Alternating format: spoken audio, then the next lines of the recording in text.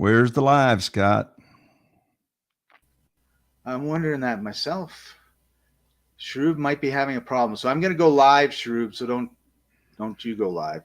There we go.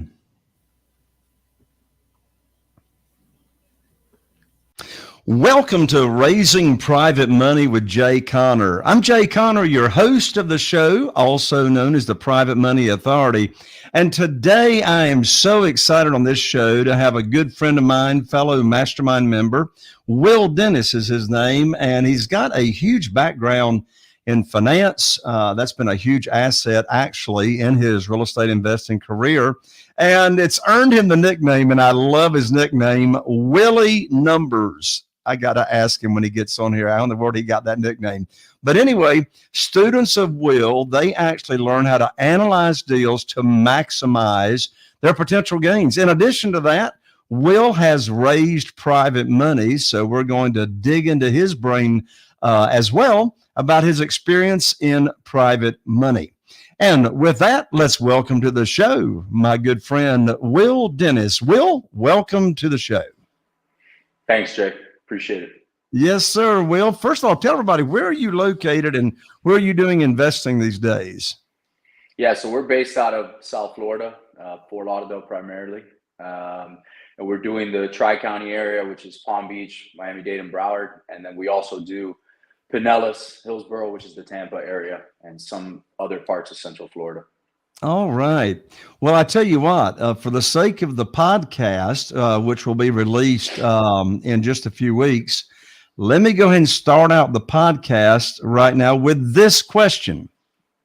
Go ahead. Will, tell me, what did your real estate investing career look like prior to using private money? And then what did it look like after you started using private money?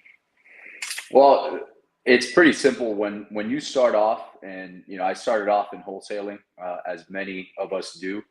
As you grow up and as you move on, you start to take down deals yourself, right, and rehab them and fix and flip them more traditionally, and you start to use hard money with some money that you've saved up, right? So what happened was I got to the point where we had done so many deals and built up a track record where our attorney actually reached out to us first, who was also our title attorney.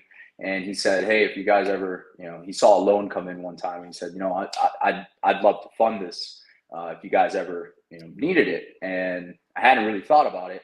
So, that kind of kicked it off for me, my background being in finance. And then I started to approach other people that started to see I was having success in real estate. Some of them approached me. Sometimes I approached them. And it really got easy because I was able to leverage those relationships and take on 100% financing. Most cases, the rehab costs as well on that project. So I didn't have to have my capital tied up to be able to, put down 20% or 10% with a hard money lender, right? So it allowed us to do a lot more deal flow, and especially the quick ones like the wholesales and stuff. So yeah, it definitely, it probably 3-4x my business from the numbers perspective.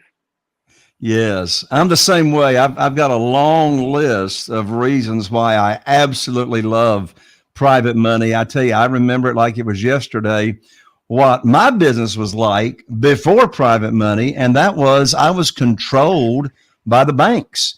I was borrowing money from my local bank. And then all of a sudden in January 2009, I learned on a phone call that I didn't have any more funding at my bank. So I had to find a better and quicker way, that being private money. And since that time, I've not missed out on a deal for not having the funding. Now, you said you started out in wholesaling, then you started staying in some deals, taking down some deals. So you mentioned private money and you also mentioned hard money. Now, What is your differential? I was at an expo a couple of weeks ago on stage, and it's funny. I was on stage with some hard money lenders. I don't borrow hard money. I borrow from individuals, private money. And different people, even in the industry, have their own definitions of what hard money is and what private money is. What's your definition of a hard money lender, and what's your definition of a private money lender? I boil it down to speed and time. For me, a private money lender is someone that I can close tomorrow if I needed to be. and will fund me 100%. It's not worried about appraisals, not worried about any issues, doesn't really care about title issues. It's more relationship driven. If I'm telling him or her, hey, this is a deal I have, I need 300 grand tomorrow because it's going to auction, the money will be there, no question.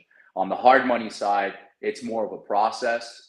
Most of the time, hard money lenders, there's no right or wrong here, but most of the time they raise it from Peter to pay Paul, that kind of structure. So there's a little bit more red tape. They're going to want an appraisal. They might want a BPO, et cetera. So it definitely slows down what you can do. And also hard money typically is going to require, a 15 to 20% down payment. If you have a good relationship, maybe a 10% down payment, right? They're also typically the first people to go in a down economy like what we're seeing right now, and they tighten up. My private lenders have not. So it would be access to capital. That would be my biggest differentiator. Well, Will, your definition of hard money and private money is the same definition as mine. And the reasons that you started listing as to why you like private money, say, versus borrowing institutional money. So, yes, my definition is the same. A private money lender is an individual. It's a human being, just like you and me, that we do business with, and there's no middle person involved. And like you said, in my experience, most hard money lenders, and by the way, I got a lot of friends that are hard money lenders. They raise money from private lenders, right? They raise money. Yeah. You said raise it from Peter, who's the private lender, to pay Paul, who is the hard money lender's customer, right? The borrower. And so hard money lender is a broker, middle person. And so in this world of private money, we're just circumventing the brokerage, and we're just going directly to the individuals that are funding the deals. Well, I call these type of deals one-offs. And the reason I call them one-offs is I'm not having my private lenders invest in a fund, not even my own fund. It's like they're borrowing money and they're loaning that money on a particular property. And then their principal loan amount, that promissory note, is being collateralized by that property. I want to go back to what you were saying a moment ago. You started listing some reasons why you like private money why you like it better. One of your first reasons was quicker. Why you like it better than you do hard money. The first thing you said is you can close a loan tomorrow when you're using private money. So I want to hang out on that again. Tell us again why you can close with a private lender in 24 hours, but with a hard money broker, it might take best case, 2 or 3 weeks. Yeah. So I've found in my experience is short answer, the private money guy or girl already has the money. It's already in their account.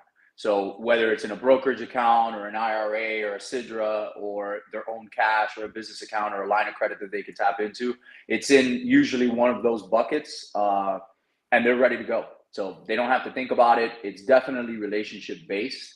So with your track record, it's going to reflect the fact that I need to close tomorrow. So that's really the main reason. They do have the capital.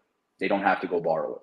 Exactly. And another reason you mentioned was appraisals. Very seldom do I even get appraisals done on the deals that I'm buying when I'm using private money. I use my realtor's, comparative market analysis. So I actually know what the after repaired value is of the property, but I don't use appraisals either. How do you verify the value of a property before you make an offer? You're saying when I'm making an offer with a seller or when I'm pitching? No, I'm sorry, with the seller. We were just talking about verifying and proving value, but I sort of digressed off of Sure. money, or you're buying it creatively, or your intention is to wholesale it. How do you get how do you come up with the after repaired value? I use my realtor and he gives me all the info in less than 24 business hours. Yeah. So this is the way that I've structured it. I have a team. Believe it or not, I think we have like 13 VAs now in our team. So there's 2 VAs, sometimes 3, that have been taught how to run comps by myself or by my business partner. So I have a lot of videos, and I don't know how much detail you want me to go into, but I have a lot of videos that I've recorded screen share of me actually running comps verbatim, whether it's on multifamily or single family. And that is copied by our VAs, and they use the MLS or prop stream if it's outside of our primary markets. But I would say 90% of the time they're using the MLS to do it. Those are the best comps. With that being said, I'll just chime in and say, it's October 4th. So the economy is kind of scaling here and it's changing. We used to use with confidence 6 months in arrears for comps. We do not use that anymore. I'm only taking things about 45 to 60 days in arrears. So I'm tightening up that comp time frame. Yes, that makes sense. Another reason that you said you just really love private money is not only is it quick, not only do you not have to get an appraisal, but in addition to that, you mentioned that you're able to get all the funding. It sounds like you do the same thing as I. When you're using private money, you don't even have to come up with any money of your own to take to the closing table. In fact, Will, if you're like me, you always pick up a big check when you buy a property with private money. Is that the same for you? Yeah. So I check, wire, same thing. But yes, we get cash to close for sure. If I just closed on one a little bit less than a month ago in Hollywood. The acquisition price was $570. We figured we were going to put $50 into it. So we got $620 at closing. That was the whole loan amount. So it's easy. Yeah, that's awesome. My favorite phrase on my real estate attorney's checks. Now, they don't wire out due to the fraud. I mean, you actually have to get a check from them. Sure. And so every time when I buy a property, there's a phrase on the check stub of the check, the funding check that we get, and it's called excess cash to close. And I tell you what, Will, if you're like me, you like yourself some excess cash when you're buying. And people say to me, they say, Jay, how in the world can you be getting a big check when you buy a property? It's like, how does that work? And well, the answer is simple. You get a big check because you always borrow more than you need to buy the property. And they'll go, well, how can you do that? Well, the only way this works is if you're buying these properties at a substantial discount. I'm interested in knowing what your criteria is, Will. My rule of thumb is I don't want to borrow more than 75%. When a rehab is involved, I don't want to borrow more than 75% of the after repaired value. I didn't say 75% of the purchase price, 75% of the after. For example, and I'm leading up to asking you what your rule of thumb is here in a second. So, for example, let's say that I've got a house here in Eastern North Carolina with an after repaired value of $200,000. Well, I know in California, you can't even buy an outhouse for $200,000. But here in Eastern North Carolina, you still can. So let's say I got an after repaired value of $200,000. Well, I buy houses that need rehab all the time at 50 cents, 50% of the after repaired value. So I might buy that house for $100,000. And maybe it needs $30,000 or $35,000 in rehab. Well, I can borrow, if I'm borrowing 75% of the after repaired value, I can borrow $150,000 in this example when the after repaired value is $200,000. Well, I'm going to bring home a $50,000 check, less closing costs, and I may use $30,000 or $35,000 of that for rehab, but I can use the rest of it any way I want to. Carrying costs. Maybe I'm paying my private lenders payments. Maybe I'm not. What is your rule of thumb as to the maximum to borrow when using private money? I'm usually right around there. I'm in South Florida, so property values are a little bit higher than yours. When I get into Northern Florida, it's typically more like that scenario, the 200,000. And 200,000 in South Florida really doesn't get you much, but we do go off market 95% of the time. So it's not uncommon for me to pick something up that the ARV is 400 and I'm picking it up for 200. Believe it or not, those are bigger spreads that I'm definitely applying hard money on. unless I get offered some ridiculous assignment fee, which is fine.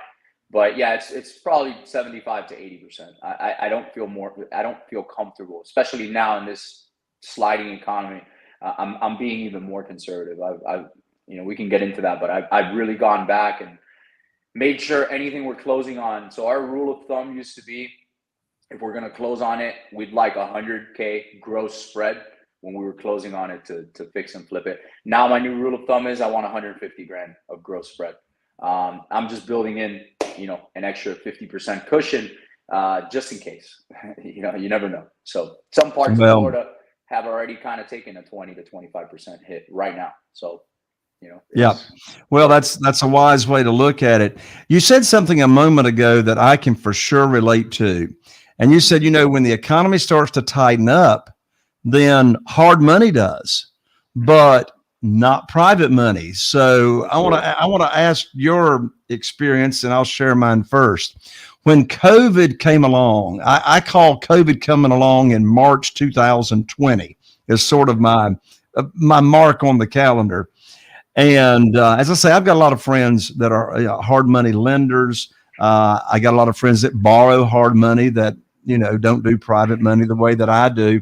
And I tell you what I heard is like shortly after COVID started, hard money lenders, not only did they tighten up, they shut down. Like they weren't loaning any money because everybody was scared to death. And you know what's interesting, Will? I had more private money chase me in 2020, more individuals wanting to loan me money in 2020 and 2021 than I had ever had before.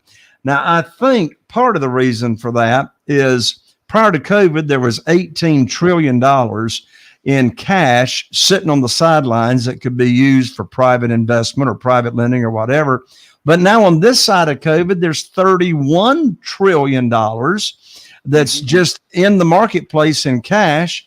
I think part of that is because regardless of anyone's political affiliation, there's been more money printed in the basement of the White House since the current administration took office. But that's just a fact. There's so much cash on the street. So what year did you start investing in real estate, Will? I started in 2017.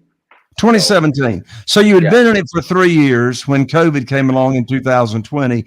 Had you started using private money by 2020? Yeah. So I actually I stumbled. I don't know if we can curse on the show, but I stumbled ass backwards into private money. I figured it out by accident very early on. It was actually late 2017. I figured it out by structuring owner finance with a private note. Some people would call that syndication. I didn't know what the hell it was called at the time, but I figured out how to buy 16 units using private money and owner finance. So that's how I figured it out, again, by mistake. And then I said to myself, well, damn, this is pretty cool. And then, it kind of, as it grew and, more deals and stuff like that. And it really just opened my eyes because I was like, man, if I could do this on 16 doors, which by the way, was 10 times easier than doing it on one single family. So let's just make that a point on the show. Bigger is better and it's easier. That's just my opinion and my experience. I love it. So you started using private money and you started using it by accident. You backed into it. I did too. Mine was out of necessity. I lost my line of credit at the bank and I had to find a better and quicker way. Did you experience the same thing when COVID came along? Did you have more private money chasing you as well? Yeah. I had more people contact me and reach out to me. I firmly believe that, yes, there was a lot of cash sitting on the sideline, but also they had nowhere else to put it in. And my common conversation with people is that with real estate, it's such an easy transition and sell, if you will, or to frame the conversation because you're securitized by a real asset, first position. So it's a no-brainer. Worst case scenario, you could take it back and you can cash flow it, God forbid, right? But and you have that margin built into it. So I definitely noticed there was a lot more people willing to loan. Not on the hard money side.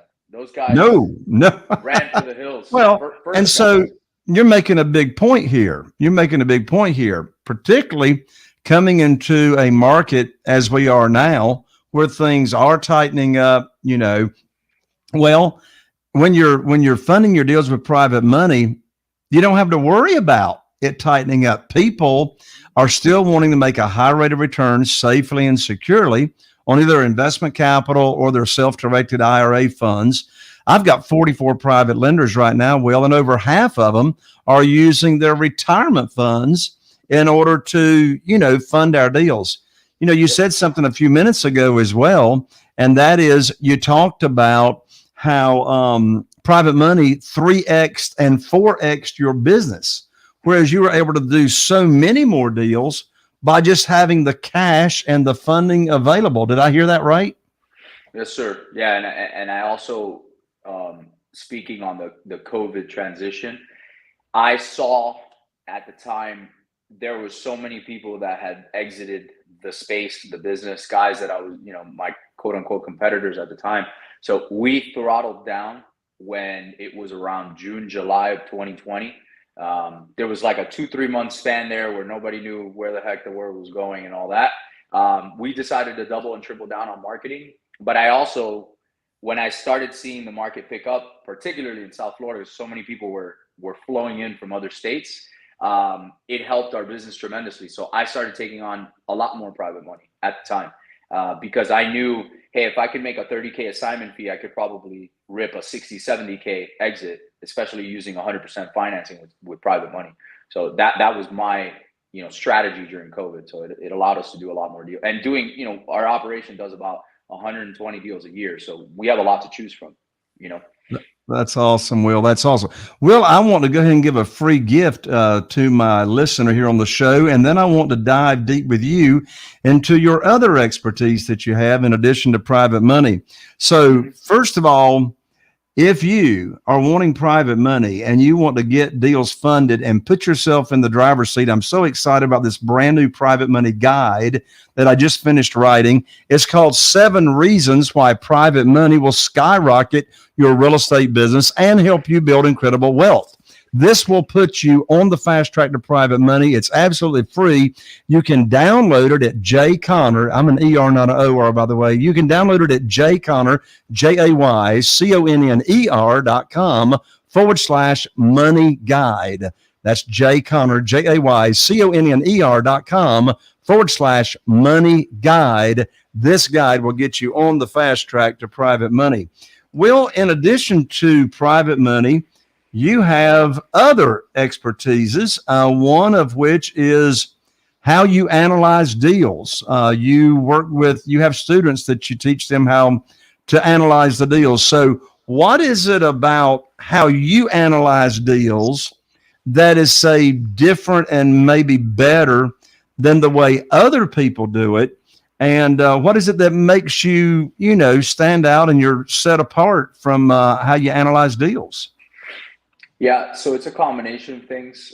Again, I always try to get my team the best tools for the job. The MLS, in my opinion, is probably the most accurate and the most effective way to run comps, but I understand that not everybody's going to have access. I do like PropStream over the years. There's a lot of difference of opinions. I also taught my VAs how to run comps doing value add. So in South Florida, what I mean by that is if you're analyzing a 3-1, and I've given them parameters that I've learned over the years, but if you're analyzing a 3-bed, 1-bath, right, for example, and it has 1,200 square feet. Well, in my eyes, as an investor, I know that that's a 3-bed, 2-bath. I know I can add a bathroom there, no problem, and I can increase value by 40, 50, 60 grand, right? So that's going to take a huge swing on how I can offer and how competitive I can be, right? So that's one of the main points of how I teach my VAs how to do it and how we've taught them over the years and how I've made a lot of money. And that's what I mean by maximizing the value on the deal. Because if you're running that comp, for example, and your ARV as a 3-1 is 250, but as a 3-2, it's 310, that's a significantly different offer. And that becomes very true when I walk the property. So little things like that, if I see from an aerial view, right, or on the property appraiser that, there's a an addition in the back or some sort of utility closet. I check the sketches on the county level. These are just little tricks and tips that I use to know how I can maximize that house and make sure that I'm squeezing every dollar out of it.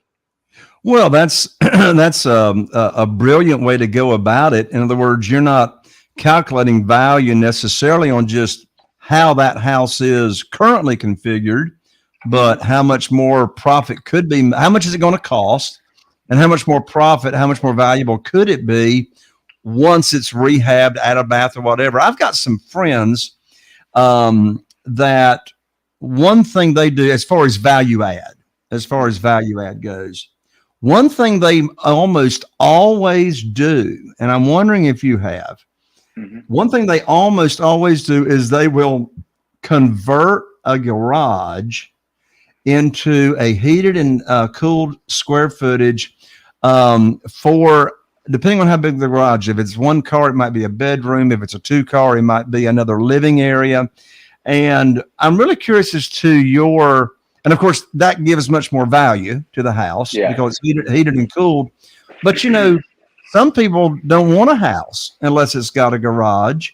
So your answer may be, well, it depends. But what is your answer to that on converting garages to heated and cooled square footage? Well, it does depend. I hate to burst your bubble on that one, but yeah, it does depend.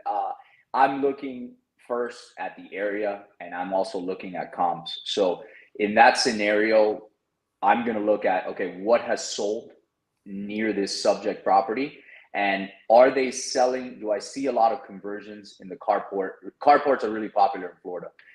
So am I seeing a lot of carport conversions? Just from the Google Street View, I can tell, hey, this was a carport, now it's a bedroom. It's got a window in it now. It's pretty easy to tell. So if I'm seeing that, then I'm going to say, okay, I'm probably going to convert in this area, assuming, then you have to get into, it is a risk if you get caught by the city, if you're not doing it with permits, right?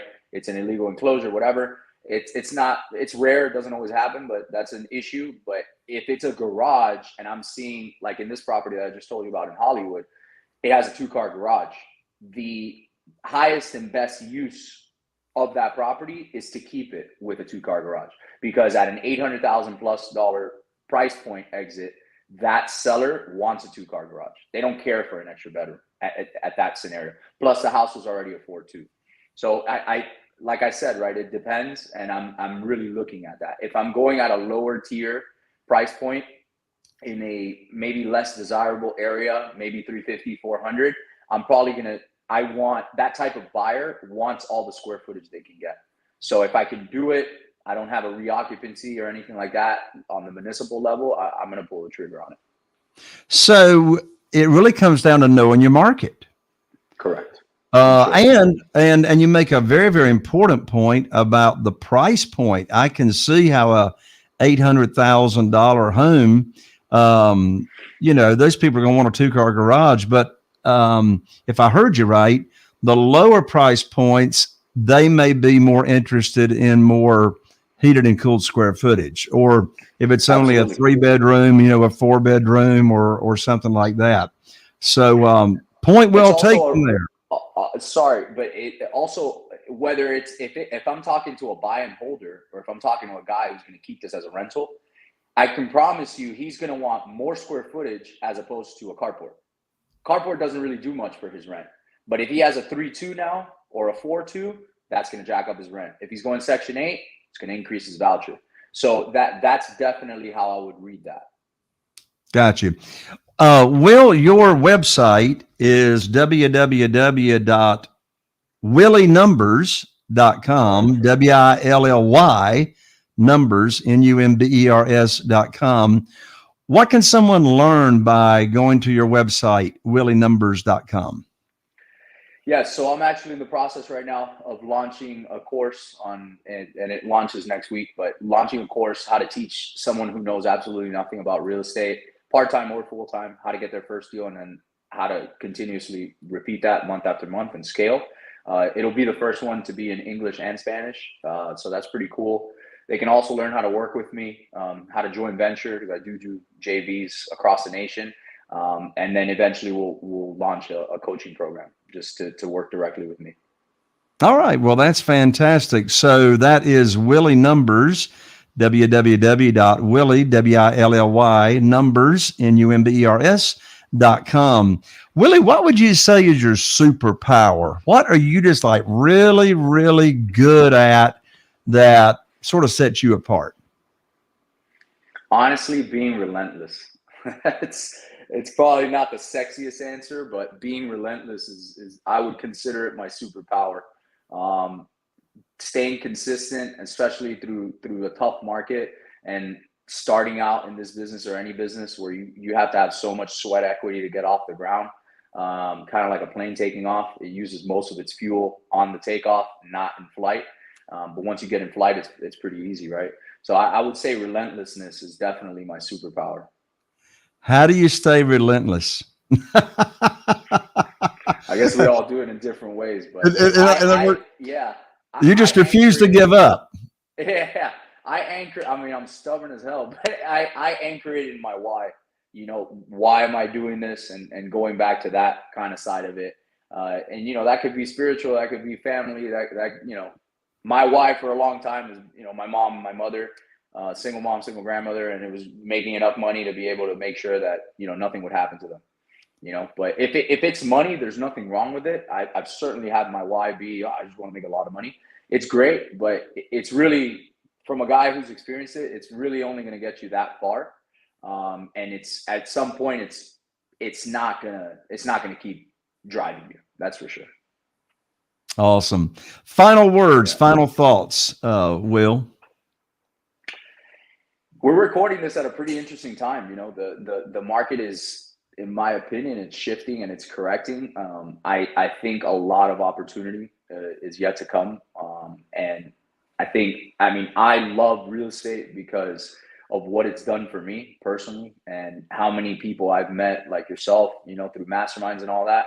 I would say probably masterminding and being around the right people has certainly accelerated my learning curve. You know, I'm probably where I'm at right now, and it probably should have taken me 10 to 12 years as opposed to 5.5, right? So that would be my best piece of, you know, some final words here. Awesome. Will, thank you so much for joining me on the show. Thank you. I appreciate it. And thank you, my listener, for joining us here on the show. You are the reason that we are here, and I need your help. I really need your help. I appreciate likes, shares, subscribing. If you happen to be watching on YouTube, click that bell so you don't miss out on any more notifications.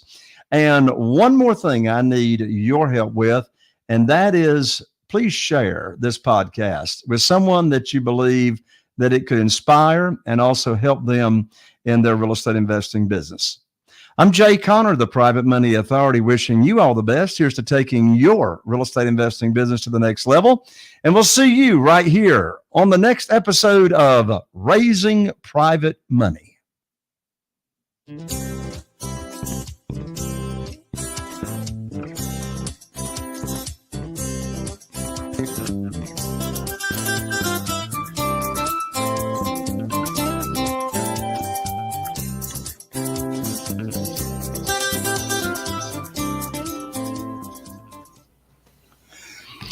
So, Scott, I've got a subject line, and I'll see what you and Will come up with. And while you all are brainstorming after my idea, I'm going to start working on the introduction. So, my subject line to get email opens would be how he 5X'd his real estate investing business with private money, or how private money 5X'd his real estate business. I'll let you all brainstorm while I'm getting my notes. Yeah, I mean, I like it. I think that. Yeah, I do too. Very well. Yeah. There. See, that wasn't too painful. You could use my age if you'd like for the demographic. You know, how a old are you? 31-year-old, 31. You know, how a 31-year-old 5X his business. You know. Yeah, but for some reason, well, three years ago, you would have been 28. There you go. I like the 28-year-old better than the 31-year-old. You're starting to sound old at 31. It has a different ring to it when you're 28. That's for sure. Yeah, I like that. How a 28-year-old 5x'd his real estate business. Yeah. Well, you got to have private money in there. How private money 5x'd. You'll have to play with it, Scott. But you got to have private money in there. How Hey, how Will, private money 5x'd this 28-year-old's real estate business. Something like that. Yeah. Yeah. Well, we'll tweak it. We'll work from that. Will, Sure. thank you so much for joining me. I really appreciate it. It was great having you on, man. And Thank you, if there's man. any other way that I can serve you, just reach out to us, and I'm here to serve you, man.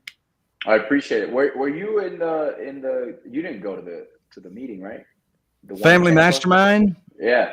Yeah, I was only there until we all left at 3:00 Monday Okay. afternoon. But I was at a Yeah. different event Monday morning, so I actually didn't get into the room until everybody's at lunch. So I was really only in the room during Dolph's presentation, which was like what 1 to 2:30 or something. Yeah, I remember Dolph. Yeah. Yeah, we got Yeah, kicked out of it pretty quickly. I've been to dinner with him. He's a kick in the pants. Yeah, I thought it was incredible. I was talking to this other guy. I forgot his name, but the one that runs the 65,000 mastermind, or not mastermind, but training program or coaching program. It's one Oh, of his okay. friends. I think I missed that. They're out of Atlanta, but I thought that was Oh, pretty okay. awesome. Gotcha. Yeah. Well, I appreciate you guys. Do you need anything else from me? I think We'll I'm let you good. know. How about you, Scott? Yeah, I'm good. Looking forward to those photos. Okay, so just send you the photos, right? That's all you Yep. need? Yeah. Okay. Great, guys. Thank you very much. Nice Thanks. meeting you, Jay. Nice meeting you, Scott. All right. Thank you, See you Will. later, Willie. Take Bye. care, guys. All right, Scott, I'm going to start writing as hard as I can. Okay. We're already 14 minutes to the next one. Is there a next one? Oh, did we not get that rescheduled? Oh, Holland couldn't make it. Okay. Okay, so we don't. Okay, well that takes a little pressure off, but I still need to go ahead and knock it out. Right. So Right. I'm going right away. Good.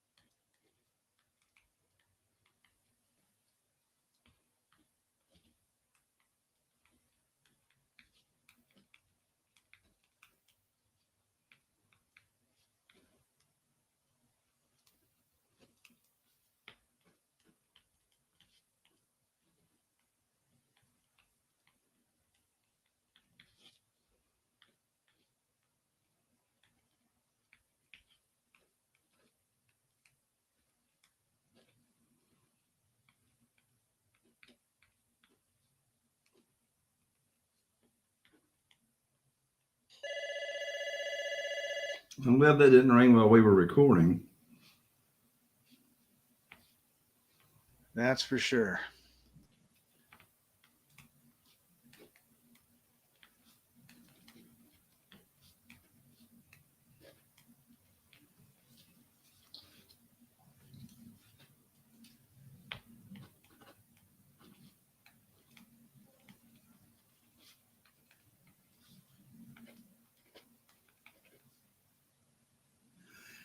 And his bio that was emailed to me, his last name is spelled Dennis, but on the video, part of the time we had it as just one N, Denis.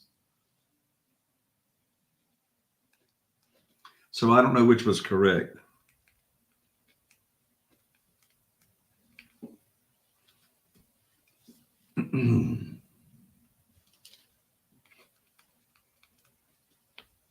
He's from Hollywood, Florida, right?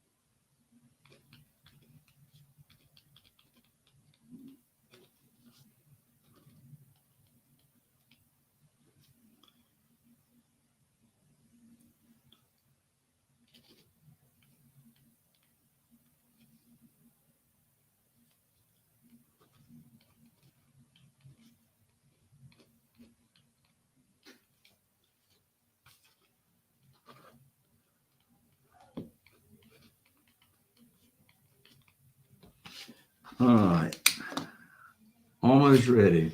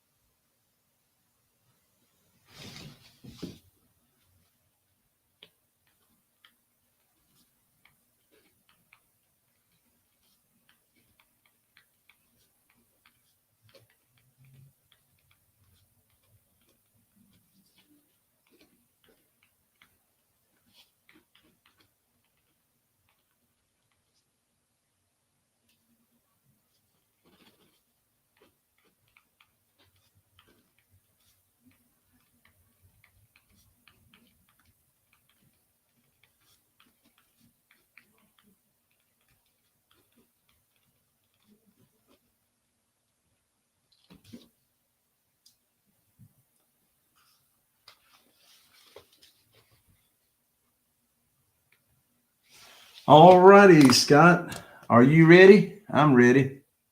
I am ready. All right. Let me get my mat. Oh, is that too far up? Yep. There you go. How's that? Perfect. Is that good? Yep. Let me get my microphone back here. All right. I'm ready. 5, 4, 3.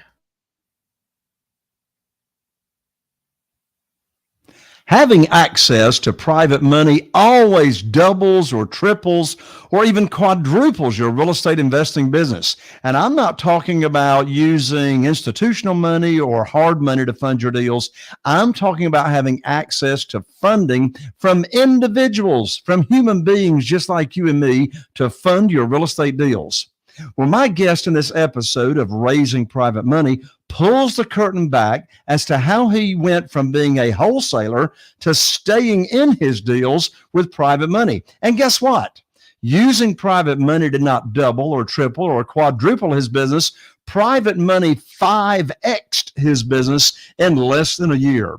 My guest on this show is Denis from Hollywood, Florida, and you're going to learn a lot about how he uses private money to fund his deals in this episode.